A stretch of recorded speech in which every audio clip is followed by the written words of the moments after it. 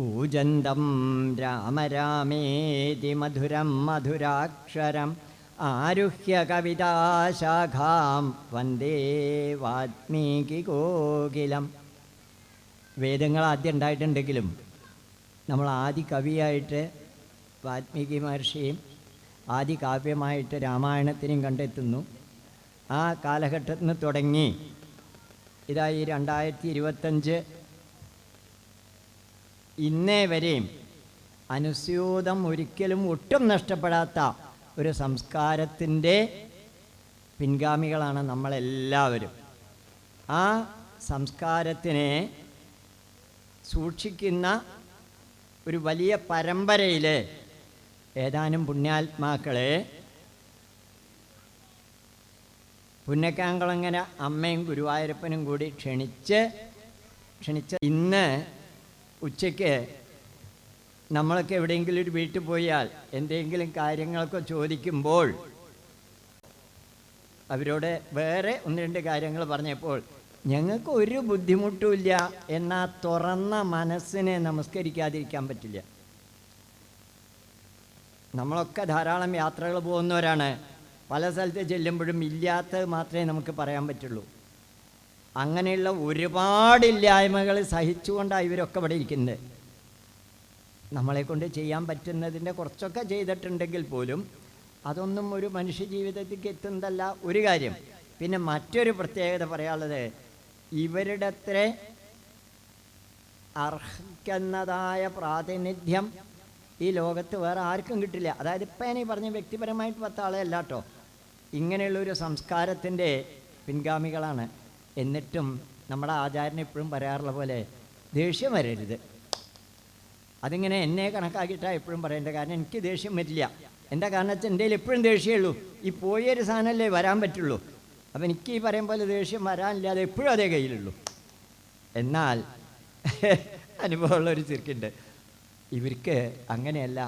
എല്ലാം ക്ഷമിച്ച് ഭൂമിയേക്കാൾ വിനയത്തിൻ്റെ മുകളിൽ എത്തിയിട്ടുള്ള ഈ പുണ്യാത്മാക്കളെ നമുക്കൊക്കെ നേരിട്ടൊന്ന് അനുഭവിക്കാനുള്ളൊരവസരം. മറ്റത് ഇവരൊക്കെ ശ്രീകോലിൻ്റെ ഉള്ളിലും അവിടെ ആ പൂജയുടെ അവിടെയും പത്മത്തിൻ്റെ ഇടയിലും കലശത്തിൻ്റെ ഇടയിലൊക്കെ ആവും. അപ്പോൾ നമുക്ക് ഈ പറയും പോലെ കാണാൻ തന്നെ കഷ്ടിയേ പറ്റുള്ളൂ. കാരണം ഇവരെ കാണണോ, പത്മം കാണണോ, കലശം കാണണോ, അപ്പോൾ അതൊക്കെ നോക്കിയാൽ അതിനേക്കാൾ പ്രത്യേകത എന്തൊരു സാധനം സംശയം ചോദിച്ചാലും വിനയത്തിൻ്റെ ഭാഷയിൽ അവരുടെ ആരുടെ കയ്യിനാലും മറുപടി കിട്ടുക. അതൊന്നും ഒരു അധ്യാപകനായിട്ട് 10-30 കൊല്ലത്തെ സർവീസിൽ എനിക്ക് കിട്ടുന്നതല്ല, എന്നെക്കൊണ്ട് അനുഭവിക്കാൻ പറ്റുന്നതല്ല.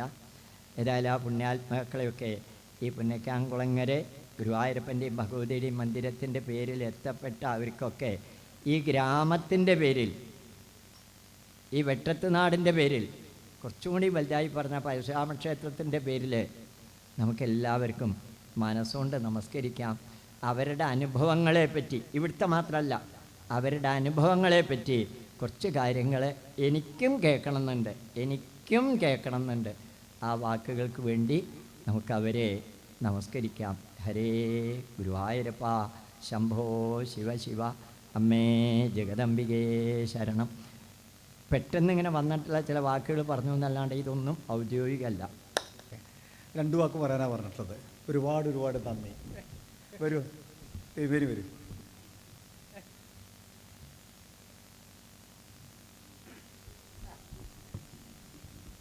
ശ്രീ ഗുരുഭ്യോ നമ. എന്താ നിങ്ങളോട് പറയേണ്ടതെന്നറിയില്ല. ആദ്യം നിങ്ങൾ തരുന്ന ഈ സ്നേഹത്തിനും ബഹുമാനത്തിനും ആദ്യം നന്ദി പറഞ്ഞുകൊള്ളട്ടെ. പിന്നെ ഈ നമ്മൾ ഈ ക്ഷേത്രത്തിൽ നടക്കുന്ന നവീകരണ കലശം, ഇതിൽ പങ്കെടുത്തിട്ടുള്ള മഹത് വ്യക്തികളെ ഒന്ന് പരിചയപ്പെടുത്താം. ആദ്യം തന്നെ നമ്മൾ പരിചയപ്പെടുത്തേണ്ടത് നമ്മുടെ തന്ത്രി പരമ്പരയാണ്.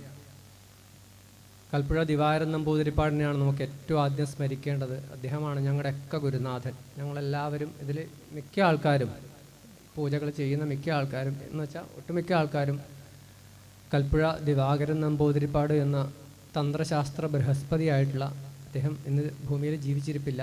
അദ്ദേഹത്തിൻ്റെ ശിഷ്യന്മാരാണ്. അദ്ദേഹമാണ് തന്ത്രവിദ്യാപീഠത്തിൽ ഞങ്ങളുടെ എല്ലാവരെയും ഈ തന്ത്രശാസ്ത്രം പഠിപ്പിച്ചു തന്നിട്ടുള്ളത്. ആ ഒരു പരമ്പരയിൽ തന്നെയാണ് ഈ ക്ഷേത്രത്തിലെ തന്ത്രവും ഉള്ളത്. ഇവിടെയും ആ ഒരു തറവാട്ടിലേക്ക് ആ ഒരു പരമ്പരയിലുള്ളവർക്ക് തന്നെയാണ്, അദ്ദേഹം ഉണ്ടെങ്കിൽ അദ്ദേഹം തന്നെയാണ് ഇന്ന് ഇവിടെ ഉണ്ടാവുക. ആ ഒരു പരമ്പരയ്ക്ക് തന്നെയാണ് ഇവിടെയും താന്ത്രികമായിട്ടുള്ള അധികാരമുള്ളത്. അപ്പോൾ ആ പരമ്പരയാണ് നമ്മൾ ആദ്യം നമസ്കരിക്കേണ്ടത്. ആ ഒരു തന്ത്രി പരമ്പര ഇവിടുത്തെ ആചാര്യനായിട്ട് വന്നത് നിങ്ങളുടെയൊക്കെ ഒരു ഭാഗ്യമാണ്. കാരണം ഇന്ന് കേരളത്തിലും കേരളത്തിന് പുറത്തും ലോകത്തെവിടെയും ഒരു നവീകരണ കലശം നടക്കുന്നുണ്ടെങ്കിൽ അവിടെ കൽപ്പുഴ ദിഗാരം നമ്പൂതിരിപ്പാടിൻ്റെ ഒരു ശിഷ്യനെങ്കിലും പങ്കെടുക്കുന്നുണ്ടാവും എന്നുള്ളതാണ് ഒരു അത്ഭുതം. അത്ര മഹത്തരമാണ് അദ്ദേഹത്തിൻ്റെ സമർപ്പണം. അദ്ദേഹം സർവാത്മന ഈ ശാസ്ത്രത്തിന് വേണ്ടിയിട്ട്, ഈ തന്ത്രശാസ്ത്രം നിലനിൽക്കാൻ വേണ്ടിയിട്ട് വിവാഹം പോലും ചെയ്യാതെ സമർപ്പിക്കപ്പെട്ടിട്ടുള്ള ഒരു ജീവിതമായിരുന്നു അദ്ദേഹം അവിടെ നയിച്ചിരുന്നത്. നിത്യബ്രഹ്മചാരിയായിരുന്നു അദ്ദേഹം. അദ്ദേഹത്തിന് അറിയാത്ത വിഷയങ്ങളില്ല. തന്ത്രശാസ്ത്രം, വേദം, ജ്യോതിഷം, വാസ്തുശാസ്ത്രം, തച്ചുശാസ്ത്രം, ഏത് വിഷയത്തിലും അദ്ദേഹം അഗ്രഗണ്യനായിരുന്നു. അപ്പോൾ അദ്ദേഹത്തിൻ്റെ ഒരു അനുഗ്രഹം കൊണ്ടാണ്, അദ്ദേഹത്തിൻ്റെ അനുഗ്രഹത്തിൻ്റെ ഒരു അംശം കൊണ്ട് തന്നെയാണ് ഞങ്ങൾ ഇത്രയും നിങ്ങൾക്ക് തോന്നുന്നുണ്ടെങ്കിൽ അദ്ദേഹം എന്തായിരിക്കും. അദ്ദേഹത്തോട് ആദ്യം അദ്ദേഹത്തെ നമസ്കരിക്കുന്നു. വേദിയിലിരിക്കുന്ന ആൾക്കാരെ ഞാനൊന്ന് പരിചയപ്പെടുത്താം. പുടയൂർ അനിയൻ നമ്പൂതിരിപ്പാട്, അനിയൻ തന്നെയാണ് വിളിക്കുക, നാരായണൻ എന്നാണ് പേര്. അദ്ദേഹം തളിപ്പറമ്പ് രാജരാജേശ്വര ക്ഷേത്രം നിങ്ങളെല്ലാവരും കേട്ടിട്ടുണ്ടാവും. വടക്കോട്ട് വരുമ്പോൾ ഏറ്റവും പ്രധാനപ്പെട്ട ക്ഷേത്രമാണ് രാജരാജേശ്വര ക്ഷേത്രം. രാജരാജേശ്വരൻ എന്നാണ് അവിടുത്തെ ഭഗവാനെ വിളിക്കുക, മഹാദേവനെ വിളിക്കുക. രാജരാജേശ്വരൻ എന്ന് പറയുന്നത് അപൂർവമായിട്ടുള്ളൊരു സങ്കല്പമാണ്. അതായത് സകല ദേവന്മാരുടെയും ദേവനാണ് രാജരാജേശ്വരൻ. അപ്പോൾ ആ ക്ഷേത്രത്തിലെ തന്ത്രി സ്ഥാനം അലങ്കരിക്കുന്ന വ്യക്തിയാണ്. നിരവധി ക്ഷേത്രങ്ങളിൽ, കാഞ്ഞിരങ്ങാട് വൈദ്യനാഥ ക്ഷേത്രം, പിന്നെ കോഴിക്കോട് ഭാഗങ്ങളിലാണ് ചെറുവണ്ണൂർ, തിരുവണ്ണൂർ ക്ഷേത്രങ്ങൾ, വേപ്പൂർ, നിരവധി ക്ഷേത്രങ്ങളിൽ 300-ലധികം ക്ഷേത്രങ്ങളിൽ ആചാര്യസ്ഥാനമുള്ള വ്യക്തിയാണ് അദ്ദേഹം. അദ്ദേഹത്തെ ഈ വേദിക്ക് വേണ്ടി ഞാൻ പരിചയപ്പെടുത്തുന്നു. പിന്നെയുള്ളത് മംഗലം ജിഷ്ണു. അദ്ദേഹത്തെ ഞാൻ നിങ്ങൾക്ക് പരിചയപ്പെടുത്തേണ്ട കാര്യമില്ല. തൃപ്രങ്ങോട്ടപ്പനെ അദ്ദേഹം വർഷങ്ങളായിട്ട് സേവിക്കുന്ന ഒരാളാണ്. ഒരുപാട് വർഷം തുടർച്ചയായിട്ട് മേൽശാന്തി പദം അലങ്കരിച്ചിട്ടുള്ള വ്യക്തിയാണ്. അതോടൊപ്പം തന്നെ തന്ത്രശാസ്ത്രം, തന്ത്രവിദ്യാപീഠത്തിൽ പഠിച്ച് തന്ത്രരത്നം എന്ന് പറഞ്ഞ ആ ഒരു ബിരുദം നേടിയിട്ടുള്ള വ്യക്തി കൂടിയാണ് അദ്ദേഹവും. അദ്ദേഹത്തെ ഞാൻ ഈ വേദിയിലേക്ക് ക്ഷണിക്കുന്നു, നിങ്ങളെ പരിചയപ്പെടുത്തും. ഇത് ഈ നമ്മുടെ ഈ ഒരു താന്ത്രിക ചടങ്ങുകളിൽ പല ഉത്തരവാദിത്തങ്ങൾ നമുക്ക് വേണമെങ്കിൽ പറയാം. നിങ്ങൾക്ക് പെട്ടെന്ന് നോക്കുമ്പോൾ എല്ലാവരും ഒരുപോലെ തോന്നുമെങ്കിലും ഇതിൽ സദസ്യൻ, തന്ത്രി, സദസ്യൻ, സഹതന്ത്രിമാർ, സഹ ആചാര്യന്മാർ, പരികർമ്മം, അങ്ങനെ വിവിധ സെക്ഷൻ ഉണ്ട്. കാരണം ഇത് ഭംഗിയായിട്ട് നടന്നു പോകണമെങ്കിൽ അതിന് ഈ പൂജയ്ക്ക് വേണ്ട കാര്യങ്ങൾ തയ്യാറാക്കുക. ഈ തയ്യാറാക്കുന്ന ആൾക്കും ഈ പൂജ ചെയ്യുന്ന ആളുടെ അത്ര തന്നെ അറിവ് വേണം. കാരണം ഓരോ പൂജയും വ്യത്യസ്തമാണ്. അപ്പോൾ അതിന് എന്തൊക്കെ സാധനങ്ങളാണ് വേണ്ടത്, എന്തൊക്കെ ദ്രവ്യങ്ങളാണ് വേണ്ടത്, ഏതൊക്കെ ചമതകളാണ് വേണ്ടത്, അങ്ങനെ ഓരോന്നും അറിഞ്ഞിരുന്ന പൂജ ചെയ്യുന്ന ആളെ പോലെ തത്തുല്യമായിട്ട് അത് ഒരുക്കാനും അറിയാനുണ്ട്. അപ്പം അങ്ങനെയുള്ള വിഷയത്തിൽ നമുക്ക് ഇവിടെ അത് നിർവഹിക്കാൻ വേണ്ടിയിട്ടാണ് പാലോന്ന മാധവൻ. അദ്ദേഹം നിരവധി വർഷമായിട്ട് 10-25 വർഷത്തിൽ കൂടുതലായിട്ട് തന്ത്രശാസ്ത്രത്തിൽ ഇത്തരത്തിലുള്ള തന്ത്രിമാർക്ക് വേണ്ട എല്ലാ കാര്യങ്ങളും ഒരുക്കി കൊടുക്കുന്നതിൽ വളരെയധികം പ്രാവീണ്യം തെളിയിച്ചിട്ടുള്ള ആളാണ്. അദ്ദേഹത്തെ ഞാൻ പരിചയപ്പെടുത്തുന്നു. പിന്നെയുള്ളത് കാഞ്ഞിരത്തോട്ടം നാരായണൻ നമ്പൂതിരി. അദ്ദേഹം ഈ പറഞ്ഞ പോലെ തന്നെ നിരവധി വർഷങ്ങളായിട്ട് നമ്മളോടൊപ്പം തന്നെ കേരളത്തിൽ അങ്ങോളം ഇങ്ങോളം മിക്ക തന്ത്രിമാരുടെ കൂടെയും കോഴിക്കോട് ഭാഗങ്ങളിലും ഇങ്ങോട്ടേക്കും വടക്ക് ഭാഗങ്ങളിലൊക്കെ തന്ത്രിമാരുടെ കൂടെ ഇത്തരത്തിലുള്ള കലശങ്ങൾക്ക് പങ്കെടുക്കുന്ന, കലശപൂജയും എല്ലാം ചെയ്യുന്ന ആൾ തന്നെയാണ് അദ്ദേഹം. നമ്മുടെ തന്ത്രവിദ്യാപീഠത്തിലെ പേരൂർ ദാമോദരേട്ടൻ എന്ന് പറയും, ദാമോദരൻ നമ്പൂതിരിപ്പാട്, വളരെ സീനിയർ ആയിട്ടുള്ള ഒരു വ്യക്തിയാണ്. അദ്ദേഹത്തിൻ്റെ ശിഷ്യനാണ് നാരായണൻ നമ്പൂതിരി. അദ്ദേഹത്തെ ഞാൻ നിങ്ങൾക്ക് പരിചയപ്പെടുത്തുന്നു. പിന്നെയുള്ളത് ചെപ്പന്നൂർ നാരായണേട്ടൻ. ചെപ്പന്നൂർ എന്നാണ് അദ്ദേഹത്തിൻ്റെ ഇല്ലപ്പേര്.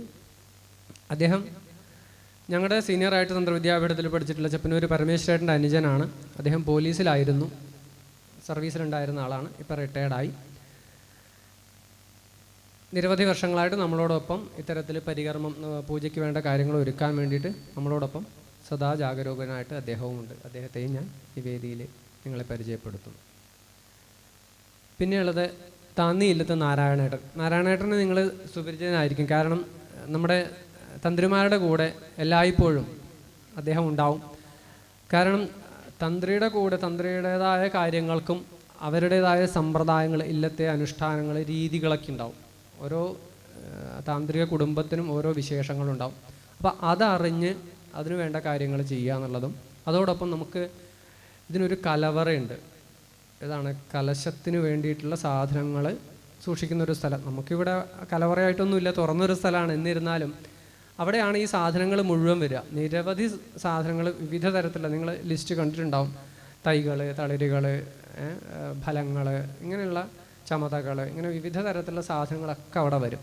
അതൊക്കെ കൃത്യമായി ഓർത്ത് വ്യക്തമായി അടുക്കി പെറുക്കി വെക്കേണ്ടതുണ്ട്. കാരണം ഇത് എപ്പോഴാണ് ഏതാ ചോദിക്കുമ്പോൾ അതെടുത്ത് കൊടുക്കാൻ തക്കവണ്ണം അത് കൈകാര്യം ചെയ്യാൻ നല്ല ഉത്തരവാദിത്വമുള്ള പരിപാടികളാണ്. പിന്നെ ഇവിടെ ഇപ്പോൾ പല സാധനങ്ങളുണ്ട്. അപ്പോൾ വെള്ളിക്കുടം അങ്ങനെയുള്ള മറ്റ് സാധനങ്ങളൊക്കെ കലശത്തിന് ഉപയോഗിക്കുന്ന പലതുണ്ട്. അപ്പോൾ അതൊക്കെ അത് സൂക്ഷിച്ച് സംരക്ഷിച്ച് അതൊക്കെ കലവറയിന്ന് രാവിലെ പൂജയ്ക്കായിട്ട് പോകണം. തിരിച്ചത് കഴുകി വൃത്തിയായി തിരിച്ച് വരണം. അങ്ങനെ അതും വളരെ ഉത്തരവാദിത്തപ്പെട്ടിട്ടുള്ള ഒരു ജോലിയാണ്. അതൊക്കെയാണ് അദ്ദേഹം നിർവഹിക്കുന്നത്. അദ്ദേഹത്തെ ഞാൻ ഈ വേദിയിൽ നിങ്ങളെ പരിചയപ്പെടുത്തുന്നു. ചെറുകുട്ട വിഷ്ണു നമ്പൂതിരിപ്പാട്. അദ്ദേഹവും ഈ പറഞ്ഞ പോലെ തന്നെ തന്ത്രവിദ്യാപീഠത്തിൽ എൻ്റെയൊക്കെ ജൂനിയറായിട്ട് വിദ്യാപീഠത്തിൽ പഠിച്ച കുട്ടിയാണ്. അദ്ദേഹത്തിന് ഈ പറഞ്ഞ പോലെ പെരുമ്പാവൂരാണ് സ്വന്തം സ്ഥലം. അദ്ദേഹം വിവാഹം കഴിച്ചത് കോഴിക്കോട് ഈ ഭാഗത്ത് അടുത്ത് തന്നെയാണ്. അപ്പം അദ്ദേഹവും ഈ തന്ത്രരത്നമാണ്. നമുക്ക് ഈ ഒരു കലശത്തിന് വേണ്ടിയിട്ട് നമ്മൾ അദ്ദേഹത്തെയും ഇവിടേക്ക് ക്ഷണിച്ചു കൊണ്ടുവന്നതാണ്. അദ്ദേഹത്തെ ഞാൻ നിങ്ങൾക്ക് വേണ്ടി പരിചയപ്പെടുത്തുന്നു. ഗോവിന്ദല്ലം വിഷ്ണു നമ്മുടെ നാട്ടിലാണ്, കണ്ണൂർ ഭാഗത്താണ്. അദ്ദേഹവും തന്ത്രവിദ്യാപീഠത്തിൽ പഠിച്ച ആൾ തന്നെയാണ്, തന്ത്രരത്നമാണ്. കൂടാതെ തന്നെ അദ്ദേഹം ഒരു അധ്യാപകൻ കൂടിയാണ്, സ്കൂളിൽ വർക്ക് ചെയ്യുന്നുണ്ട്.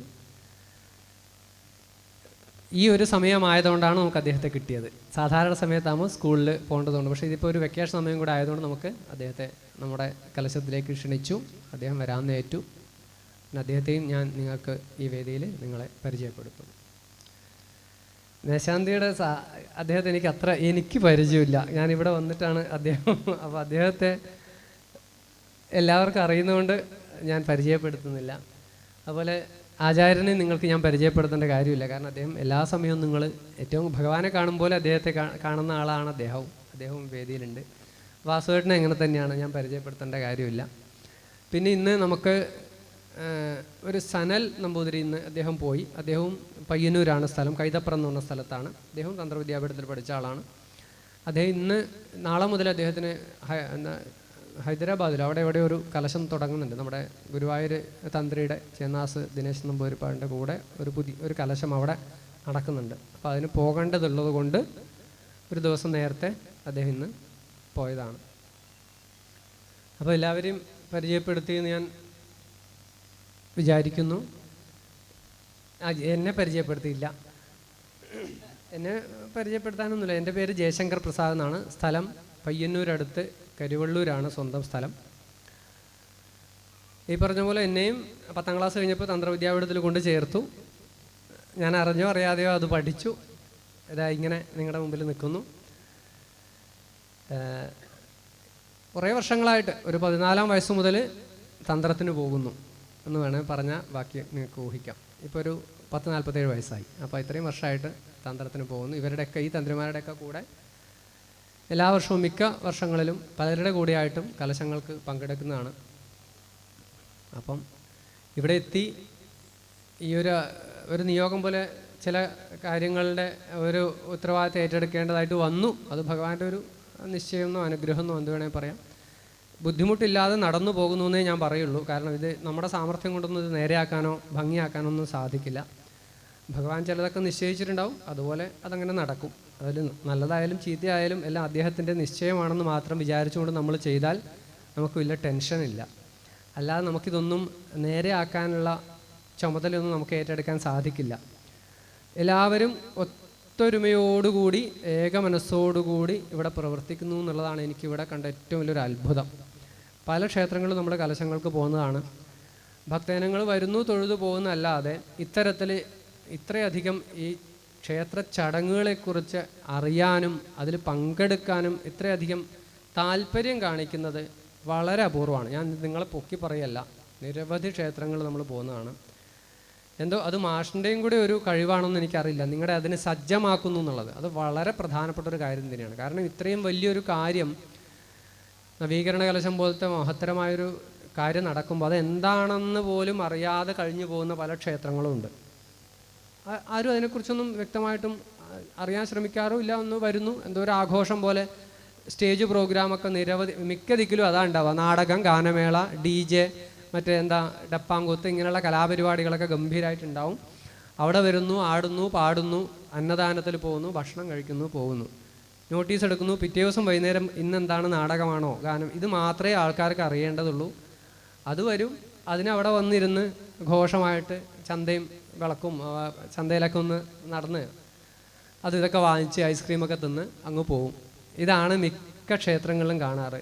അതിൽ നിന്ന് തികച്ചും വ്യത്യസ്തമാണ് ഇവിടുത്തെ ഒരു ഭക്തജനങ്ങൾ. ശരിയായ ഭക്തജനങ്ങൾ എന്താണെന്ന് അറിയണമെങ്കിൽ ഈ സന്നിധിയിലേക്ക് വന്നാൽ മതി എന്ന് ഒട്ടും നിങ്ങളെ പുകഴ്ത്തി പറയുന്നതല്ല, ശരിക്കും അങ്ങനെ തന്നെയാണ് വേണ്ടത്.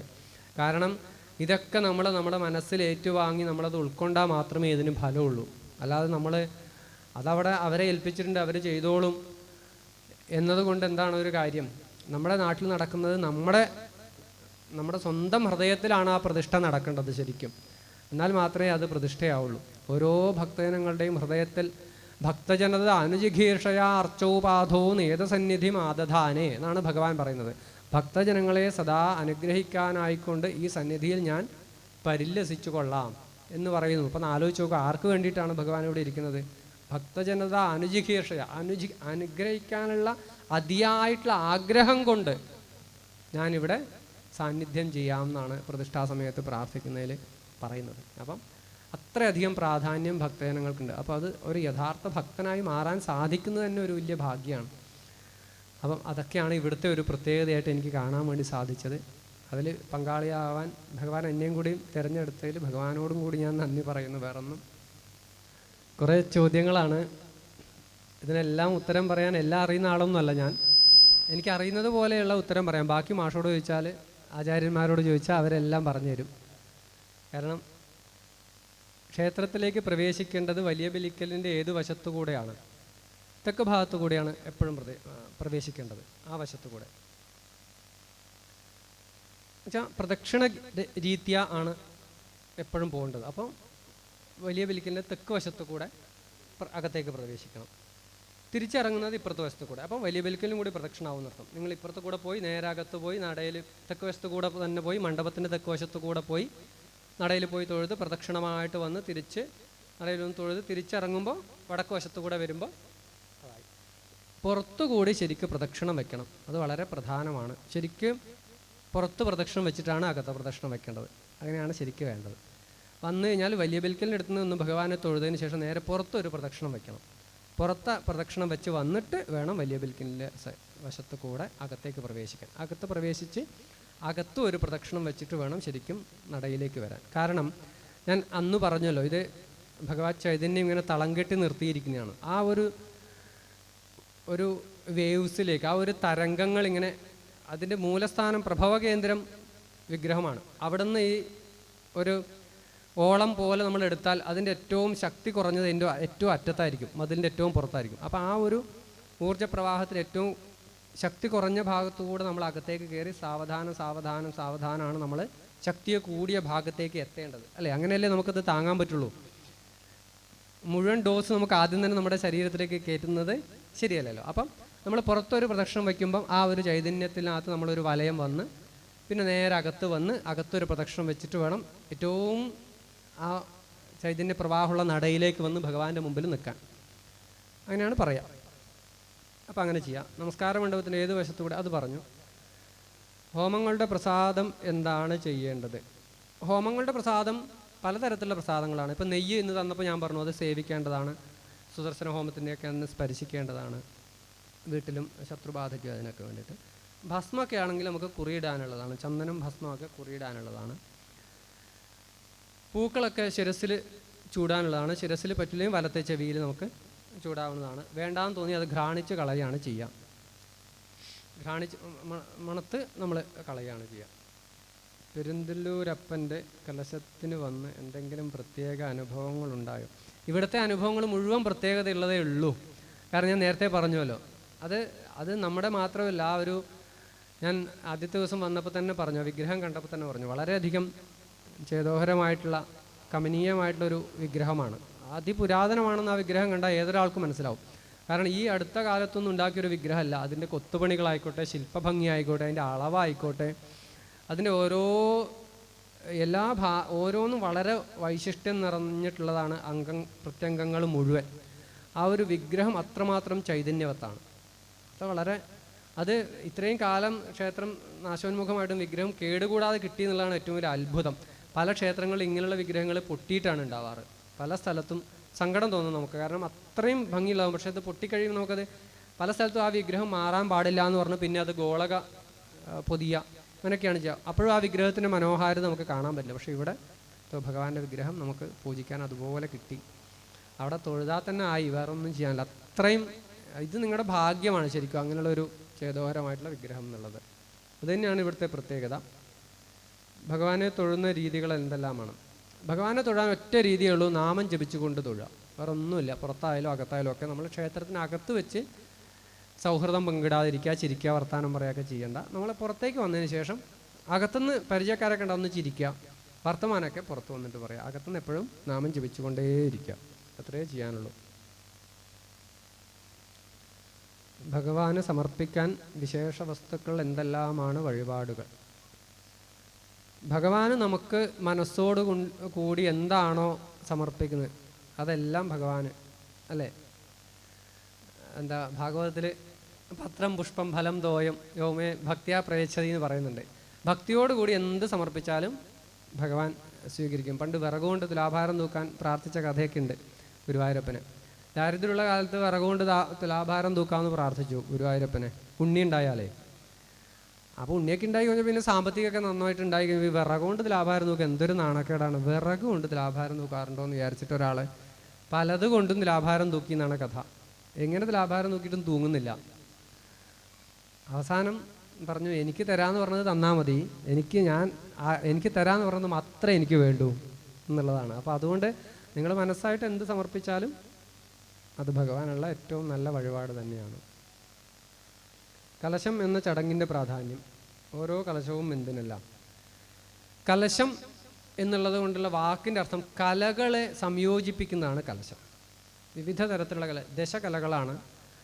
സൂര്യകല, വന്യകല, സൂര്യകല, സോമകല, അകാര ഉകാര മകാരകല, ബിന്ദുകല, ബിന്ദുകല, നാദകല, ശക്തികല, ശാന്തകല, ഇങ്ങനെ പറഞ്ഞിട്ട് വിവിധ തരത്തിലുള്ള കലകളാണ്. ഈ കലകളെന്ന് പറഞ്ഞാൽ പ്രപഞ്ചത്തിലുള്ള ഓരോ അമൂല്യമായതിനെയും നാമങ്ങളെ കൊണ്ട് അവിടേക്ക് യോജിപ്പിക്കുക എന്നുള്ളതാണ്. പ്രപഞ്ചത്തിലുള്ള എല്ലാ സൂക്ഷ്മമായിട്ടുള്ളതും അതിനകത്ത് പെട്ടു. അങ്ങനെ നമുക്ക് പെട്ടെന്ന് പറഞ്ഞാൽ മനസ്സിലാക്കാൻ പറ്റുള്ളൂ.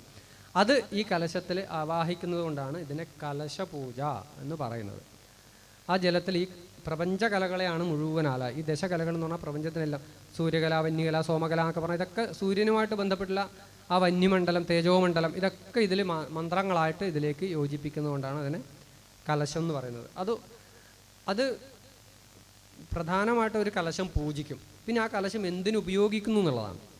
അതിലെന്തെങ്കിലും ഒരു വിശേഷ ആവശ്യത്തിനാകുമ്പോൾ ആ വിശേഷ മന്ത്രം അതിലേക്ക് ആവാഹിക്കും. ഇപ്പോൾ ജീവകലശമാവുന്നത് അതിലേക്ക് ജീവചൈതന്യം, കലശം പൂജിക്കുന്നത് സാധാരണ പോലെ പൂജിച്ച് തയ്യാറാക്കിയിട്ട് അതിലേക്ക് ജീവചൈതന്യം യോജിപ്പിക്കുമ്പോൾ അത് ജീവകലശമാവും. കുംഭേശൻ എന്ന് പറഞ്ഞിട്ടൊരു കലശമുണ്ട്. കുംഭങ്ങളുടെ ഈശനാണ്, അതുകൊണ്ടാണ് അതിന് കുംഭേശൻ. നമ്മൾ ഉദ്ദേശിക്കുന്ന കുംഭയല്ല. കുംഭങ്ങൾ എന്ന് പറഞ്ഞാൽ കലശങ്ങളുടെ രാജനാണ്, കലശനാഥനാണ് കുംഭേശൻ. എല്ലാ കലശങ്ങളുടെയും ആടിയതിന് ശേഷമാണ് ആ കലശം വരിക. അല്ലെങ്കിൽ എല്ലാ കലശങ്ങളും കൊണ്ടുപോകുന്നതിൻ്റെ ഏറ്റവും ഒടുക്കമായിട്ട് അതിൻ്റെ നാഥനായിട്ടുള്ള ആളാണ് കുംഭേശൻ. പിന്നെ കർക്കരി എന്ന് പറഞ്ഞിട്ടൊരു കലശമുണ്ട്. അത് രക്ഷാകലശമായിട്ടാണ്. കലശം എഴുന്നള്ളിക്കുമ്പോൾ മുമ്പിൽ ഇങ്ങനെ വീഴ്ത്തിക്കൊണ്ട് പോകുന്നത് കാണാം. അതിങ്ങനെ മറിഞ്ഞു പോകുന്നതല്ല, മനഃപൂർവ്വം വീഴ്ത്തുന്നതാണ്. അത് രക്ഷാകലശമാണ്. ആ രക്ഷാമന്ത്രമാണ് അതിലുണ്ടാവുക. അപ്പോൾ അതിലൂടെയാണ് ആചാര്യനും മറ്റ് കലശങ്ങളൊക്കെ എഴുന്നള്ളിച്ച് കൊണ്ടുപോകുക. അപ്പോൾ അത് കർക്കരി കലശം. അങ്ങനെ പിന്നെ നിദ്രാകലശം എന്ന് പറഞ്ഞിട്ടൊരു കലശമുണ്ട്. അത് നമ്മൾ കേൾക്കുമ്പോൾ പേർക്ക് നിദ്ര, ഉറങ്ങാനുള്ള, ഭഗവാൻ ഉറങ്ങാനുള്ള, കുറച്ചൊക്കെ ഉറങ്ങാൻ തന്നെ, പക്ഷേ അതിനെ നമ്മുടെ തുര്യാതീതമായിട്ടുള്ളൊരു സങ്കല്പം. ഭഗവാൻ അങ്ങനെയാണല്ലോ, ഉറങ്ങല്ല, ഒരവസ്ഥകളാണ്. ജാഗ്രത അവസ്ഥ, സ്വപ്നം, സുഷുപ്തി, തുര്യം, തുര്യാതീതം, അങ്ങനെയുള്ള ഒരവസ്ഥയ്ക്ക് വേണ്ടിയിട്ടുള്ള ഒരു കലശം. അങ്ങനെ ഓരോ കലശങ്ങൾക്ക് ഓരോ നാമധേയമുണ്ടത്, പലതും പല ആവശ്യങ്ങൾക്കായിട്ട് ചെയ്യുന്നതാണ്. പിന്നെ പെരുന്തല്ലൂരപ്പനെ തൊഴുമ്പോൾ ചൊല്ലാൻ ഒരു ചെറിയ മന്ത്രം. മന്ത്രം, നാമം, ഇങ്ങനെ 2 തരമുണ്ട്. മന്ത്രം സ്വതവേ നമ്മൾ സാധാരണയ്ക്ക് ചെല്ലേണ്ടതില്ല, നാമമാണ് നമ്മൾ ചെല്ലേണ്ടത്. മന്ത്രം ചെല്ലുമ്പോൾ അതിന് ചില നിഷ്ഠകളും ചിട്ടകളും ഒക്കെ പാലിക്കേണ്ടതുണ്ട്. ഇപ്പോൾ ഒരു ഉദാഹരണം നിങ്ങൾക്ക് വേഗം പറയാം. ഓം നമോ നാരായണായ എന്ന് പറഞ്ഞാൽ അത് മന്ത്രമാണ്, അതിൽ ബീജാക്ഷരമുണ്ട്. നാരായണ നാരായണ എന്ന് പറഞ്ഞാൽ നാമായി. ഈ ബീജാക്ഷരം ചേരുമ്പോഴാണ് അത് മന്ത്രമായിട്ട് മാറുന്നത്. ആ ബീജാക്ഷരം ജപിക്കുമ്പോൾ നമ്മളൊരു പ്രത്യേകതരം വൈബ്രേഷനാണ് ഉണ്ടാവുക. അപ്പം അതിനനുസരിച്ചിട്ടുള്ള ഒരു ശരീര രീതി നമ്മൾ നിലനിർത്താൻ ബാധ്യസ്ഥനാണ്, ഇല്ലെങ്കിൽ ഇത് വിപരീത ഫലം ചെയ്യും. മനസ്സിലായില്ലേ? മന്ത്രം എന്ന് പറഞ്ഞാൽ ഒരു തരംഗമാണ്, ഒരു വേവാണ്. ആ അക്ഷരം പുറപ്പെടുവിക്കുമ്പോൾ നമ്മുടെ ശരീരത്തിൽ ഒരു തരംഗം ഉണ്ടാവാൻ തുടങ്ങും. നിരന്തരമായിട്ട് അത് ജപിക്കുമ്പോൾ ആ ഒരു തരംഗത്തിലാവും നമ്മുടെ എല്ലാവരുടെ ശരീരത്തിനും ഒരു താളമുണ്ട്. ആ താളം ആ മന്ത്ര തരംഗത്തിനനുസരിച്ചാവും. അപ്പോൾ അതിന് വിപരീതമായിട്ടുള്ള ജീവിത രീതി നമ്മൾ ഫോളോ ചെയ്യുമ്പോൾ അത് തമ്മിൽ യോജിക്കാതാവും. അതാണ് മന്ത്രം ജപിച്ചൊരു ഭ്രാന്തായി പോയി എന്ന് പണ്ട് പറയുന്ന കേൾക്കാറുണ്ട്. അത് തമാശയായിട്ട് പറയുന്നതല്ല, ചിലത് അങ്ങനെ മാറിപ്പോവും. അപ്പോൾ നമ്മൾ നാമത്തിനത് ആ ദോഷമില്ല. നാമം കൊണ്ട് നമുക്ക് മന്ത്രത്തിൻ്റെ അതേ തന്നെ ഫലസിദ്ധിയാണ്, അതേ തന്നെ അതിൽ നിന്നും ലഭിക്കുകയും ചെയ്യും. അതുകൊണ്ടാണ് മന്ത്രങ്ങൾ നമ്മൾ കൂടുതൽ ജപിക്കാൻ ശ്രമിക്കേണ്ട എന്ന് പറയുന്നത്. നമുക്ക് അതുപോലെ നമുക്ക് ജീവിക്കാൻ ചിലപ്പോൾ സാധിച്ചോളണമെന്നില്ല. അപ്പോൾ അതാണ് മന്ത്രവും നാമവും തമ്മിലുള്ള വ്യത്യാസം. ബീജാക്ഷരം എന്ന് പറഞ്ഞാൽ, ബീജം എന്ന് പറഞ്ഞാൽ അത് മുളയ്ക്കുന്നത്, വളരുന്നത്, അതിന് ഭയങ്കരമായിട്ടുള്ള പവറുള്ളതാണ്. അതുകൊണ്ട് അത് അങ്ങനെ ഉപദേശം ഉണ്ടെങ്കിൽ മാത്രം ജപിക്കുക. അല്ലാത്ത സമയത്ത് നമുക്ക് എല്ലാ നാമങ്ങളും പിന്നെ കീർത്തനങ്ങൾ, ഭജന, ഇതൊക്കെ നമുക്ക് ജപിക്കാം, ബുദ്ധിമുട്ടില്ല. 30 വ്യാഴമല്ലാതെ പ്രത്യേക ദിവസങ്ങൾ ഏതെല്ലാം? പ്രത്യേക ദിവസങ്ങൾ തിരുവോണമായിട്ടുള്ള ദിവസം വിശേഷമായിട്ടുള്ളതാണ്, അഷ്ടമി, രോഹിണി, അങ്ങനെയുള്ള വിശേഷ ദിവസങ്ങൾ തന്നെ. അതൊക്കെ ഓരോ ഭാഗവതത്തിലൊക്കെ പറയുന്ന ഭഗവാന്റെ അവതാര ദിവസങ്ങൾ, അതൊക്കെ വളരെ വിശേഷമായിട്ട് നമ്മുടെ ജീവിതത്തിൽ നമുക്ക് പിറന്നാൾ പോലെ തന്നെ ഓരോ ദിവസങ്ങൾ വിശേഷ അവസരങ്ങളായിട്ട് വരും. അത്രയേ ഉള്ളൂ. വിശേഷ ദിവസങ്ങൾ എന്നുള്ളത് നമ്മൾ തീരുമാനിക്കുന്ന പോലെയാണ്. നമ്മുടെ ജീവിതത്തിൽ എന്തെല്ലാം വിശേഷ ദിവസങ്ങളാണോ അതൊക്കെ ക്ഷേത്ര ദർശനത്തിന് വിശേഷ ദിവസങ്ങളാണ്. നമ്മുടെ ജീവിതത്തിൽ എന്ത് പ്രധാനപ്പെട്ട കാര്യം വരുമ്പോഴും ആദ്യം ഭഗവാനെ സ്മരിക്കണം. ഒരു പിറന്നാൾ വരികയാണെങ്കിൽ ആദ്യം ക്ഷേത്ര ദർശനം ചെയ്തിട്ട് ബാക്കി. ഒരു വിവാഹം വരികയാണെങ്കിൽ ആദ്യം ക്ഷേത്രത്തിലേക്ക് ഒരു വഴിപാട് കഴിച്ച് ക്ഷേത്ര ദർശനം നടത്തിയിട്ട് പോവാം. നമ്മൾ എവിടെയെങ്കിലും ഒരു ജോലിക്ക് പോവുകയാണെങ്കിൽ ഭഗവാനെ തൊഴുതിട്ട് പോവാം. ശമ്പളം കിട്ടുമ്പോൾ ഭഗവാൻ എന്തെങ്കിലും അതിൽ നിന്ന് ആദ്യം ശമ്പളം കിട്ടിയായിരുന്ന ഒരു രൂപയെങ്കിലും, ഒരു നാണയമെങ്കിലും, അല്ലെങ്കിൽ ഒരു പാൽപ്പായസെങ്കിലും ഭഗവാൻ, എല്ലാം ഭഗവാനെ മുൻനിർത്തി ചെയ്യുക. അപ്പോൾ എന്താ വെച്ചാൽ അദ്ദേഹം നമ്മുടെ മുമ്പിൽ ഇങ്ങനെ കൊണ്ടുപോയിക്കോളും, നമുക്ക് വലിയ ഭാരമില്ലാണ്ട് പോകാൻ പറ്റും. അപ്പം അതൊക്കെ വിശേഷ ദിവസങ്ങളാണ്, വിശേഷ അവസരങ്ങളാണ്. പ്രത്യേക ദിവസങ്ങളിൽ മാത്രമാണോ ചോറൂണ്, തുലാഭാരം തുടങ്ങിയ വഴിപാടുകൾ നടത്തേണ്ടത്? ഏത് സമയത്തും നടത്താം. ചോറൂണ് അതിൻ്റെ സമയമായാൽ ക്ഷേത്രത്തിൽ കൊണ്ടുവന്ന് ചോറൂണ് നടത്താം. തുലാഭാരം എപ്പോൾ വേണമെങ്കിലും തുലാഭാരം പ്രാർത്ഥിച്ചാൽ നമ്മുടെ ഇവിടുത്തെ ഒരു കമ്മിറ്റിയിൽ ബന്ധപ്പെട്ട് അതിൻ്റെ ഒരു സൗകര്യം നോക്കിയിട്ട് അത് ചെയ്യാം. കൃഷ്ണവിഗ്രഹത്തിന് വീട്ടിൽ നിവേദ്യം അർപ്പിക്കാമോ? കൃഷ്ണവിഗ്രഹത്തിന് നിവേദ്യം വീട്ടിൽ നമ്മൾ അർപ്പിക്കേണ്ടതില്ല എന്നാണ് എൻ്റെ അഭിപ്രായം. കാരണം അത്തരത്തിലൊരു അനുഷ്ഠാനമായിട്ട് നമ്മൾ കൊണ്ട് നടക്കണ്ട. കാരണം അത് നമുക്ക് തുടർന്ന് കൊണ്ടുപോകാൻ പറ്റിക്കൊള്ളണം എന്നില്ല. ചിലരങ്ങനെയുണ്ട്, നിത്യം പായസം എന്തെങ്കിലും ഉണ്ടാക്കി വയ്ക്കാൻ തുടങ്ങും. അങ്ങനെ വെച്ച് കഴിഞ്ഞാൽ അതിന് ഫലമുണ്ട്. നമ്മളല്ലേ വെക്കുന്നത്, തിരുമേനിയൊന്നും അല്ലല്ലോ പൂജ വയ്ക്കുന്നത് വിചാരിക്കണ്ട. നിങ്ങൾ വെച്ചാലും അത് ഭഗവാൻ സ്വീകരിക്കും. പിന്നീട് അത് കിട്ടാതാവുമ്പോൾ അതൊരു ദോഷമായിട്ട് മാറും. നമുക്കത് തുറന്ന് കൊണ്ടുപോകാൻ പറ്റില്ല. ചിലപ്പോൾ നമ്മൾ വീട് പൂട്ടി ടൂർ പോയതാണെങ്കിലോ, വെക്കേഷൻ ടൂർ ഒരാഴ്ചത്തേക്ക് പോയാൽ പിന്നെ ഭഗവാൻ ആരും ചോറ് കൊടുക്കുമോ? ഇല്ലല്ലോ. അപ്പം അങ്ങനെ നമ്മൾ തുടങ്ങണ്ട. അപ്പം നമ്മൾ വഴിപാടുകളൊക്കെ ക്ഷേത്രത്തിൽ ചെയ്യുക. നമ്മൾ നിത്യം കുളിക്കുക, നമ്മുടെ പൂജാമുറിയിൽ പോവുക, ഭഗവാനെ കാണുക, തൊഴുക, പ്രാർത്ഥിക്കുക, നാമം ജപിക്കുക, വിളക്ക് വയ്ക്കുക, അതൊക്കെ ചെയ്യാം. അപ്പോൾ അത് നമുക്കത് ഒന്ന് മുടങ്ങിപ്പോയാലും ബുദ്ധിമുട്ടില്ല. മറ്റേ നമുക്ക് ആവോളം തുടങ്ങിയാൽ മുടങ്ങല്ല, അങ്ങനെ പറയാറുണ്ട്. അപ്പോൾ അങ്ങനെയുള്ള കൂടുതലായിട്ടുള്ള ആചാരങ്ങൾ നമ്മൾ വീട്ടിൽ തുടങ്ങിയാൽ നമ്മുടെ ആ ഒരു എല്ലാവരും അതുപോലെ ആയിരിക്കണം എന്നില്ല. വീട്ടിൽ നമ്മൾ ഒരാളല്ലല്ലോ. അപ്പോൾ എല്ലാവരും പലരും പല ചിന്താഗതിയൊക്കെ ഉണ്ടാവും. അപ്പോൾ അത് ബുദ്ധിമുട്ടാവും. അത് വേണ്ട. ആരെയും നമ്മൾ ഭഗവാന്റെ പേരിൽ ബുദ്ധിമുട്ടിക്കണ്ട. ശ്രീകൃഷ്ണ ജയന്തി ദിവസം ദീപാരാധന മുതൽ രാത്രി 1 മണി വരെ അമ്പലത്തിനകത്ത് നാമം ജപിക്കാറുണ്ട്. അയ്യോ, ഒരു ദോഷവും ഇല്ല. അതൊക്കെ വേണ്ടത് തന്നെയാണ്. ശ്രീകൃഷ്ണ ജയന്തി ദിവസം ഉറക്കൊഴിയാം, നാമജപിക്കാം, വിശേഷമായിട്ടുള്ള പൂജ, പാൽപ്പായസം, അതൊക്കെ സാധാരണ പോലെ, ഒന്നും ചോദിക്കേണ്ട വിഷയമില്ല. അടഞ്ഞു കിടക്കുന്ന അമ്പലത്തിൽ പ്രാർത്ഥിക്കുന്നതുകൊണ്ട് ദോഷമുണ്ടോ? ഇല്ല. അടഞ്ഞു കിടന്നാലും നമുക്ക് തൊഴാം, പ്രാർത്ഥിക്കാം, ഒരു ബുദ്ധിമുട്ടുമില്ല. പ്രദക്ഷിണം വയ്ക്കാറില്ല സ്വതവേ. അത്താഴപൂജ കഴിഞ്ഞാലൊന്നും പിന്നെ പ്രദക്ഷിണം വയ്ക്കാറില്ല എന്ന് മാത്രം.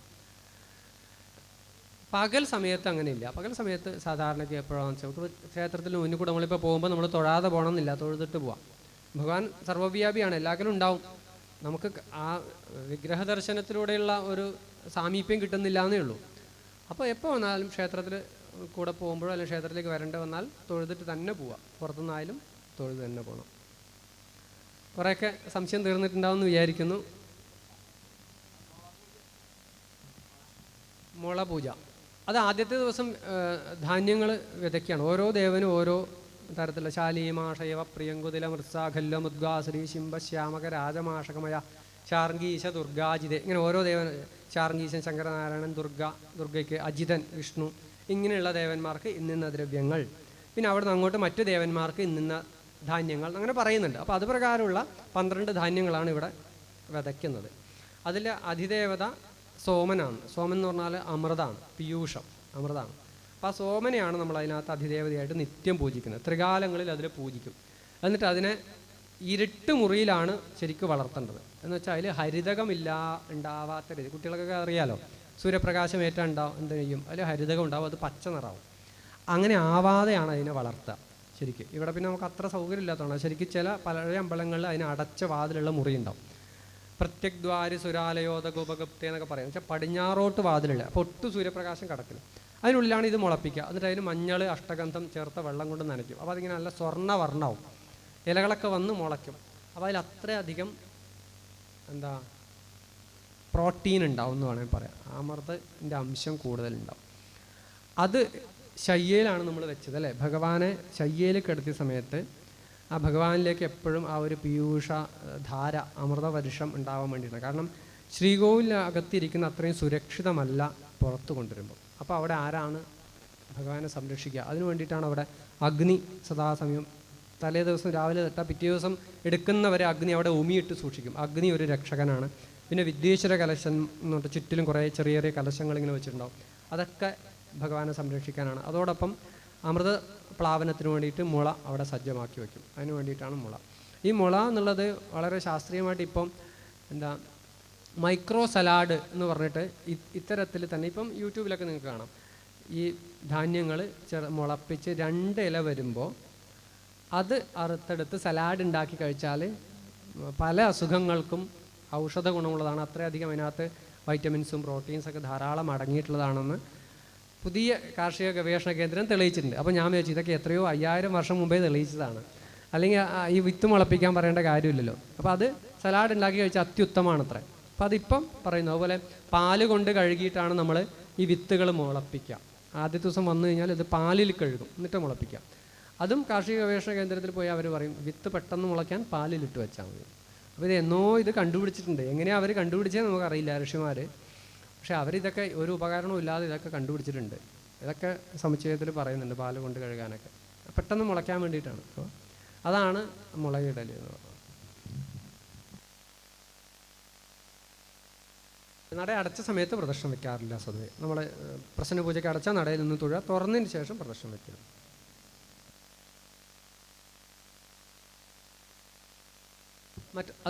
മറ്റന്നാൾ രാവിലെ 5 മണിക്ക് നട തുറക്കാനാണ് ആഗ്രഹിക്കുന്നത്. അപ്പോൾ ആ സമയത്തേക്ക് എല്ലാവരും കുളിച്ച് തയ്യാറായിട്ട് വരിക.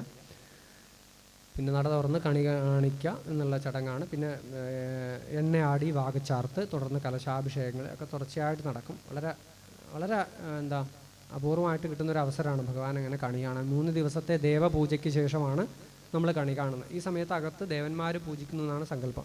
ഭദ്രദീപങ്ങളൊക്കെ വെച്ചിട്ടാണുള്ളത്. 3 വിളക്കൊക്കെ കത്തിച്ച് വെച്ചിട്ട് അകത്ത് പൂജാപാത്രങ്ങളൊക്കെ ഒരുക്കി വെച്ചിട്ടാണുള്ളത്. പൂജയ്ക്ക് വന്നിരുന്നാൽ പൂജ ചെയ്യാവുന്ന വിധത്തിൽ ധൂപം, കൊടിവിളക്ക് ഒക്കെ സജ്ജമാക്കിയിട്ട് വെച്ചിട്ടാണുള്ളത് അകത്ത് നട അടയ്ക്കുമ്പോൾ. എന്നുവെച്ചാൽ ഭഗവാനെ പൂജിക്കാൻ ദേവന്മാർ വന്നാൽ അവിടെ ഇരുന്ന് പൂജ ചെയ്യാൻ അത്ര തയ്യാറാക്കി വെച്ചിട്ടാണ് അടച്ചത്. അപ്പോൾ അങ്ങനെയാണ് 3 ദിവസത്തെ സങ്കല്പം. അപ്പോൾ അത് കഴിഞ്ഞിട്ട് നമ്മൾ ഭഗവാനെ ആദ്യം തൊഴുന്നതാണ്. ദേവന്മാരുടെ പൂജ കഴിഞ്ഞിട്ട് നമുക്ക് തൊഴാൻ പറ്റുന്നൊരു അവസരമാണ്. അപ്പോൾ അത് സമയത്ത് എല്ലാവരും രാവിലെ ഉണ്ടാവാം. അത് സാധാരണ നല്ല രീതിയിൽ വരണം എന്ന് വെച്ചാൽ നമ്മൾ കല്യാണത്തിനൊക്കെ പോകുമ്പോൾ വരണം എന്നാണ് പറയുക. കാരണം രാജാവിനെ കാണാൻ പോകുമ്പോഴും ഭഗവാനെ കാണാൻ പോകുമ്പോഴൊക്കെ എങ്ങനെയാണ് നമ്മൾ പോവുക, അതേപോലെ പോകണം എന്നാണ് പറയുക. കാരണം എന്താണെന്ന് വെച്ചാൽ ഭഗവാൻ തൻ്റെ ഭക്തജനങ്ങളെ കണി കാണുന്ന ഒരു ദിവസവും കൂടിയാണ് അല്ലേ. പ്രതിഷ്ഠ കഴിഞ്ഞിട്ട് ആദ്യമായിട്ട് ഭഗവാൻ തൻ്റെ ഭക്തജനങ്ങളെ അനുഗ്രഹിക്കാൻ വേണ്ടിയിട്ട് കണി കാണുന്ന ദിവസം കൂടിയാണ്. അതുകൊണ്ട് ആ രീതിയിൽ എന്ന് പറയും സ്വതവേ.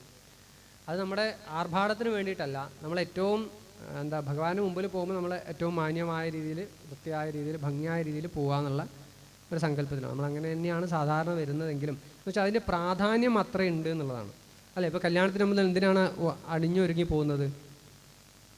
ആലോചിച്ച് നോക്ക് ശരിക്കും. നമുക്കവിടെ പ്രത്യേകിച്ച് റോളൊന്നുമില്ല, പക്ഷേ ആ ചടങ്ങിന് അത്രയും പ്രാധാന്യവും അതിനൊരു ഐശ്വര്യവും അല്ലേ നമ്മൾ കൽപ്പിക്കുന്നത് കൊണ്ടാണ്, മംഗളകരമാകാൻ വേണ്ടിയിട്ടാണ്. അപ്പോൾ അങ്ങനെയുള്ള ഒരു മംഗളകരമായിട്ടുള്ള ഒരു ദിവസമായതുകൊണ്ടാണ് അങ്ങനെ പറയുന്നത്. ഒരു ചെറിയ കാര്യം കൂടിയുണ്ട്. അല്ല, നിങ്ങളോട് പറയുന്ന ചെറിയ കാര്യം, പക്ഷേ അത് വലിയ കാര്യമാണ്. ഞാൻ മുന്നേ ഒരു ചെറിയ എക്സ്ക്യൂസോട് പറയട്ടെ. എൻ്റെ ഒരു അഭിപ്രായം ഞാൻ ആദ്യം പറയുകയാണ്. ഇവിടെ വന്നിട്ട് ഈ കാര്യങ്ങളൊക്കെ ചെയ്തു തന്നിട്ടില്ല ഈ ഓരോരുത്തരും. ഞങ്ങൾ പലപ്പോഴും സംസാരിച്ചതാണ്. ഇവിടെയുള്ള ഓരോരുത്തരും എന്നോട് പറഞ്ഞ കാര്യമാണ് ഞാൻ പറഞ്ഞത്. ഇവർ ചെയ്യുന്ന ഓരോ കർമ്മത്തിലും അത്ര വിശ്വാസവും അത്ര ഇഷ്ടവും ഈ പെരുന്തലിലുള്ള ഓരോ ആളുകൾക്കുണ്ട്. അത് ഇവർക്ക് എല്ലാവർക്കും വേണ്ടിയിട്ട് ഞാൻ ഈ സമയത്ത് നിങ്ങളെ അറിയിക്കുകയാണ്. കൃഷ്ണ ഗുരുവായൂരപ്പ. അടുത്ത കാര്യം, നമ്മുടെ മഹേഷ് മാരാർ ഇവിടെ വന്നിട്ടുണ്ട്. അദ്ദേഹം നമുക്ക് വേണ്ടിയിട്ട് 2 കീർത്തനങ്ങൾ, അത് നമ്മളെല്ലാ ആൾക്കാരും റിക്വസ്റ്റാണ്. കുറേ ആൾക്കാർ പറഞ്ഞിട്ടുണ്ട്. അദ്ദേഹത്തിന് ഇവിടെ ഒരുപാട് ആരാധകരുണ്ട്. നന്നായിട്ട് സോപാനം പാടാൻ കഴിവുള്ള ഒരു വലിയ കലാകാരൻ നമ്മുടെ ഭഗവാന്റെ അനുഗ്രഹം കൊണ്ട് ഇവിടെ വന്നെത്തിയിട്ടുണ്ട്. അദ്ദേഹത്തിന് ഞാൻ ക്ഷണിക്കുകയാണ്.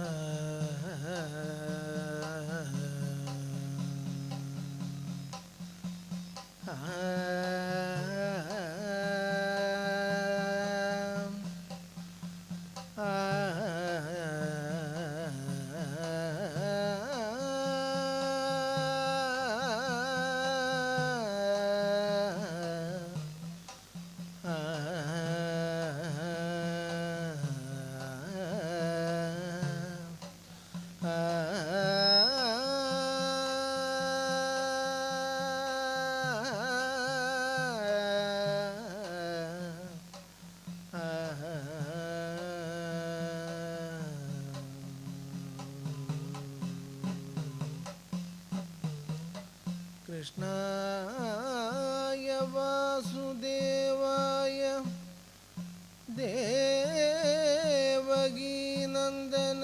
ദേവകീനന്ദനായ ച നന്ദഗോപകുമാരായ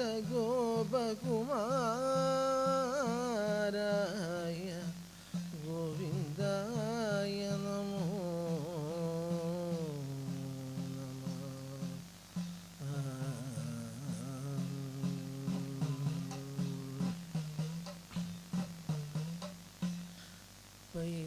പൈതലല്ലേ ആ പൈക്കളെയൊക്കെ നുള്ളി നോവാതെ മേയ്ക്കും പൈതലല്ലേ ആ പൈക്കളെയൊക്കെ നുള്ളി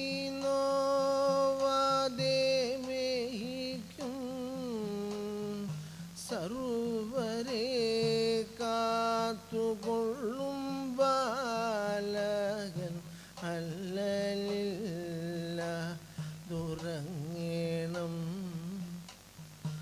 അല്ലലില്ല ദുറങ്ങേണം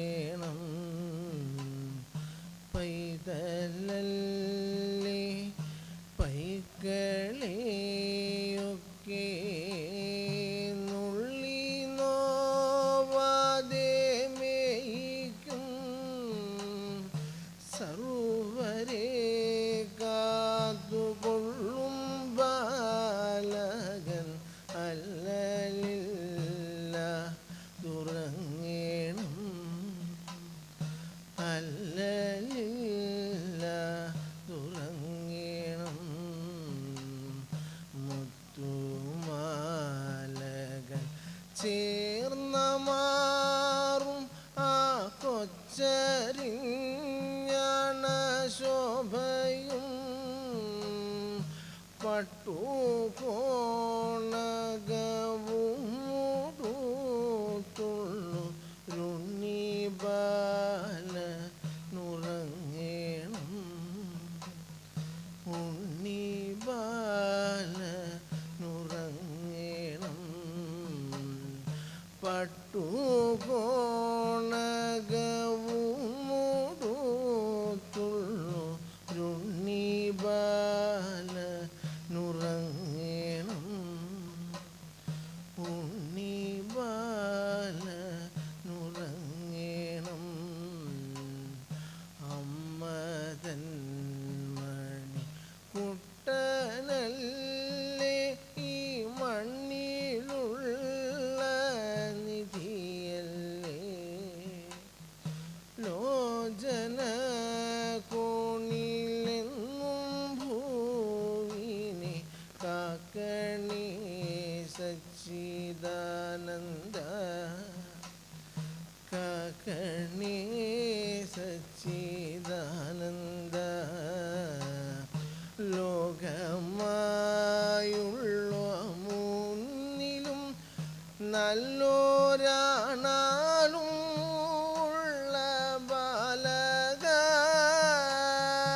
ബാലക ബാലചന്ദ്രനിങ്ങനെ ആനന്ദത്തോടുറങ്ങേണം ആനന്ദത്തോടുറങ്ങേണം നേതരാള മരാളത്തെ ചേർത്തു ആ കുഴലൂതും ലോചന കോണിലെങ്ങും ഭൂമിനെ കാക്കണേ സച്ചിദാനന്ദ കാക്കണേ സച്ചിദാനന്ദ പൈതലല്ലേ ആ പൈക്കളെയൊക്കെ നുള്ളി നോവാതെ മേയ്ക്കും സർവരെ കാത്തുകൊള്ളും ബാലകൻ അല്ലലില്ല തുറങ്ങേണം അല്ലലില്ല തുറങ്ങേണം രാരീരാരീരം രാരീരാരീരം രാരീരാരീരം രാരീരോ രാരീരാരീരം രാരീരാരീരം രാരീരാരീരം രാരീരോ രാരീരാരീരം രാരീരോ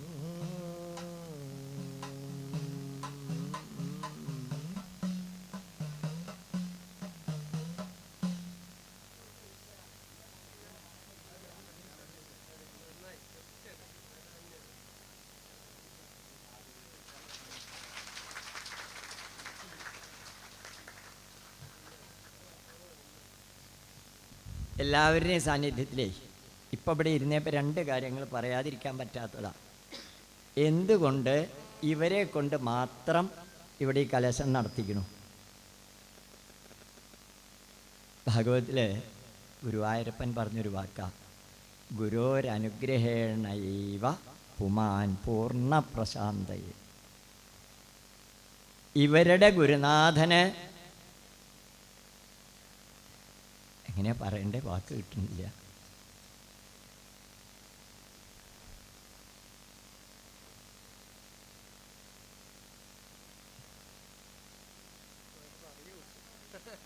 എളുപ്പമല്ല. ശിഷ്യാദിച്ഛേത് പരാജയ എന്നതാണ് സനാതനധർമ്മത്തിൻ്റെ ഗുരുവിൻ്റെ ശാസ്ത്രം. തൻ്റെ ശിഷ്യൻ്റെ മുമ്പിൽ തോൽക്കണമെന്ന് മോഹിക്കുന്നതായ ആ വ്യക്തിയെയാണ് ഗുരുനാഥൻ എന്ന് പറയുക. അപ്പോൾ ആ പരമ്പരയിലുള്ള, ആ ഗുരുനാഥൻ്റെ പരമ്പരയിലുള്ള ഒരു ക്ഷേത്രത്തിലെ കലശം നടത്താൻ നോക്കണം. ഈ ഗുരുവായൂരപ്പൻ ചെയ്ത വികൃതി ഒന്ന് ആലോചിച്ച് നോക്കൂ. ആ പുണ്യാത്മാവിനെ അദ്ദേഹം പറഞ്ഞില്ലേ, ഞാൻ കേട്ട പരിചയമുള്ളൂ കൽപ്പുഴ അദ്ദേഹത്തിനെ പറ്റിയിട്ട്, കാണണം എന്ന് മോഹം പോലും തോന്നിയിട്ടില്ല. പക്ഷേ വളരെ വലിയൊരു പുണ്യാത്മാവായിരുന്നു എന്ന് ധരിച്ചിട്ടുണ്ട്. അപ്പം അദ്ദേഹത്തിൻ്റെ അതായത് അദ്ദേഹത്തിൻ്റെ ഗൃഹത്തിൽ നിന്നുള്ള പരമ്പരയ്ക്കല്ല, ശിഷ്യന്മാരോട് ആ ഗുരുനാഥൻ എത്രമാത്രം വാത്സല്യം കാണിച്ചിട്ടുണ്ട്, എത്രമാത്രം പ്രേമം ചെയ്തിട്ടുണ്ടെന്ന് ഈ ഗ്രാമത്തിലുള്ളവരാ അറിയേണ്ടത്. അദ്ദേഹത്തിന് അനവധി ക്ഷേത്രങ്ങളിൽ തന്ത്രമുണ്ട്. അതായത് നമുക്ക്, ഞാനടക്കാ പറയുന്നത്, മുറ്റത്തെ മുല്ലയ്ക്ക് മണമില്ല. നമുക്ക് ഈ പറയും പോലെ കൽപ്പുഴയെ പറ്റിയിട്ട് ഇതേ പറയും പോലെ ദക്ഷിണ കൊടുത്താൽ വരും, ഇവിടെ ഒന്ന് പൂജ കഴിക്കും, ഇവിടുന്ന് കിട്ടിയ സാധനങ്ങളും കൊണ്ട് വണ്ടിയിൽ പോകും. അത് ശരി തന്നെയാവും, അതല്ലാന്ന് ഞാൻ പറഞ്ഞിട്ടില്ല, അതാണെന്നും ഞാൻ പറഞ്ഞിട്ടില്ല. പക്ഷേ ഗുരുവായൂരപ്പൻ്റെ സാന്നിധ്യത്തിൽ ആ ഗുരുപരമ്പരയോട് വെങ്ങേരി പറയാറുള്ള വാക്ക്, നിങ്ങൾ ഗുരുവായൂരപ്പനെ കല്ലെടുത്തെറിഞ്ഞോളൂ, ഇതൊന്നും സാരില്ല എന്ന് പറയും ഗുരുവായൂരപ്പൻ. നിങ്ങളുടെ ഗുരുനാഥനോട് എന്തെങ്കിലും ഒരു അപരാധം അറിഞ്ഞോ അറിയാതെയോ ചെയ്തിട്ടുണ്ടെങ്കിൽ പിന്നെ നിങ്ങൾ കാണുന്ന ഗുരുവായൂരപ്പൻ പടിഞ്ഞാട്ട് ഇരിഞ്ഞിരിക്കുന്നുണ്ടാവും എന്നാണ്. അതാണ് അദ്ദേഹത്തിൻ്റെ വാക്ക്. എന്താ ഗുരുവായൂരപ്പൻ പടിഞ്ഞാട്ട് ഇരിഞ്ഞിരിക്കുക എന്ന് പറഞ്ഞാലത്തെ അർത്ഥം മനസ്സിലാവണവരാലോചിച്ചു. ഇതൊരു കഥ. പിന്നെ ശ്രീമദ് ഭാഗവതാഖ്യോയം പ്രത്യക്ഷ കൃഷ്ണ ഏവഹി. അദ്ദേഹം പോയോ എനിക്കറിയില്ല. അദ്ദേഹത്തിനോട് ചോദിച്ചു നോക്കൂ, നിങ്ങൾ വേറെ എവിടെയെങ്കിലും ഇതുപോലെ അഷ്ടപതിക്ക് പോയിട്ട് അമ്പലത്തിലെ പരിപാടി അല്ലാണ്ട്, അല്ലെങ്കിൽ പിന്നെ ഈ പറയും പോലെ മറ്റേ സിനിമയുടെ പോലെ ഷൂട്ടിങ്ങും അങ്ങനത്തെ കാര്യമായിട്ട് അങ്ങനത്തെ ഒരു പരിപാടി ഉണ്ടാവണം. ഇവിടെ ആരും ഷൂട്ടിങ്ങിനും ഇല്ല, ഒന്നുമില്ല. അദ്ദേഹത്തിന് വേണമെങ്കിൽ വന്ന് പാടി പോകാം എന്നുള്ളൊരു നാട്ടുകാരൻ്റെ മട്ടേ ഇവിടെ ഗവനിച്ചിട്ടുള്ളൂ. നമ്മൾ നിസ്സാരാക്കി എന്നല്ലാട്ടോ പറഞ്ഞേ, കാലം പിടിച്ച് എഴുന്നള്ളിച്ച് കൊടുന്ന് പൂർണ്ണകുംഭം ഒന്നുമില്ല. പക്ഷേ നമ്മുടെ വേദിയിൽ അദ്ദേഹത്തിന് പാട്ട് പാടണം എന്ന് തോന്നാനുള്ള കാരണം എന്താ? ആർക്കെങ്കിലും വല്ലതും ഒന്ന് പറയാൻ പറ്റുമോ? അല്ല, അവനവനിക്ക് തോന്നിയത് പറഞ്ഞോളൂ. ഇതൊക്കെ തോന്നിയത് പറയല. അപ്പം ഞാനും പറയുന്നത് കൃത്യമായിട്ട് പറയാം, കൃത്യമായിട്ട് അനുഭവം കൊണ്ട് പറയാം. ഇത് വെറും വിഗ്രഹവും പ്രതിമയൊന്നുമല്ല. ഇവിടെ തന്ത്രി മേശാന്തി പൂജ കഴിക്കണം ആവാഹിക്കണമൊന്നുമില്ല. പക്ഷേ അവിടുത്തെ ഗുരുവായൂരപ്പനെ ഇങ്ങനെ പാട്ട് പാടി കേൾപ്പിച്ചപ്പോഴേ ഉണ്ണിക്കൊരസൂയ, എന്താ എൻ്റെ അടുത്തും വന്നിട്ടൊരു പാട്ട് പാടിക്കൂടെ, എനിക്കെന്താ പാട്ട് ഇഷ്ടമല്ല എന്നൊറ്റ വിചാരിച്ചോ? അങ്ങനെ ഈ പ്രത്യക്ഷ ഭാഗവത കൃഷ്ണനായിട്ടുള്ള ഗുരുവായൂരപ്പൻ ക്ഷണിച്ചതുകൊണ്ടാണ് അദ്ദേഹം ഇവിടെ വന്നിട്ട് അദ്ദേഹത്തിൻ്റെ ഒരഷ്ടപതി നമുക്ക് വേണ്ടി പാടിയത്. വേറെ ഒരു കാരണവും എനിക്ക് പറയാൻ തോന്നണില്ല. ഇവിടെ വന്ന് അങ്ങനെ ക്ഷണിക്കലും പറയലൊക്കെ ഉണ്ടായോ എനിക്കറിയില്ല കേട്ടോ. നേരിട്ട് അദ്ദേഹത്തിനോട് ഇവിടെ വന്ന് പാടണം എന്ന് പറഞ്ഞ് എനിക്കറിയില്ല, അങ്ങനെയല്ല. എന്തായാലും എനിക്ക് പറയാനുള്ളത് ഇതാണ്, അങ്ങനെ ക്ഷണിച്ചിട്ടുണ്ടെങ്കിൽ ആ ക്ഷണിപ്പിക്കാൻ ആരാ കാരണം ഉണ്ടായത്? എന്തായാലും ഒരു കാര്യമുള്ളൂ, ഇത് വെറും വിഗ്രഹങ്ങളൊന്നുമല്ല. കാരണം അനുഭവമുള്ളതുകൊണ്ടാണ് പറയുന്നത്. ഇത് ഭാഗവതം നടക്കണ വേദിയാ. ആ ഭാഗവതത്തിന് സാക്ഷിയായിട്ടുള്ള ഗുരുവായൂരപ്പന്മാരാണ് ഇരിക്കേണ്ടതൊക്കെ. ആ ഗുരുവായൂരപ്പന് അവിടുത്തെ അഷ്ടപതി ഇങ്ങനെ ഇവിടെ കേൾക്കുന്നുണ്ടല്ലോ, ദിവസം 2-3 പ്രാവശ്യം ഇവിടുന്ന് അഷ്ടപതി ഇങ്ങനെ കേൾക്കും. അപ്പം അതിങ്ങനെ കേൾക്കുമ്പോൾ ഇവിടെ ഇരിക്കുമ്പോഴേ ഗുരുവായൂരപ്പനുണ്ടാവും അസൂയൊക്കെ. അവിടെ മാത്രമൊന്നുമല്ല, ഇവിടെയും ഒരു പാട്ടൊക്കെ പാടിയാൽ ഇതേ കുഴപ്പമൊന്നുമില്ല എന്ന് തോന്നിയിട്ടുള്ള നമ്മുടെ ഭാഗവത കൃഷ്ണനായ ഗുരുവായൂരപ്പൻ്റെ കാരുണ്യം കൊണ്ടാണ് ഇത്രയും നമുക്കൊക്കെ മറ്റ് ശ്രദ്ധകളൊന്നുമില്ലാതെ കണ്ട് ഒരു അഷ്ടപതി ആസ്വദിക്കാൻ പറ്റിയത്. ഇവിടെ ഭാഗവതം കേൾക്കണം, അവിടെ തൊഴാൻ പോകണം, പ്രസാദം കഴിക്കണം, ഒക്കെ പാടുകൂടി ആകുമ്പോൾ അഷ്ടപതി ഉണ്ട്, തൊഴലും ഉണ്ട്, പ്രസാദം ഉണ്ട്, ഒക്കെ ഇപ്പോഴോ ഒരു അഷ്ടപതി ഉള്ളൂ. പക്ഷേ യാതൊരുവിധ മനസ്സിനൊരു ചർച്ചയും ആവശ്യമില്ലാത്ത രീതിയിൽ അത് ആസ്വദിക്കാൻ പറ്റി.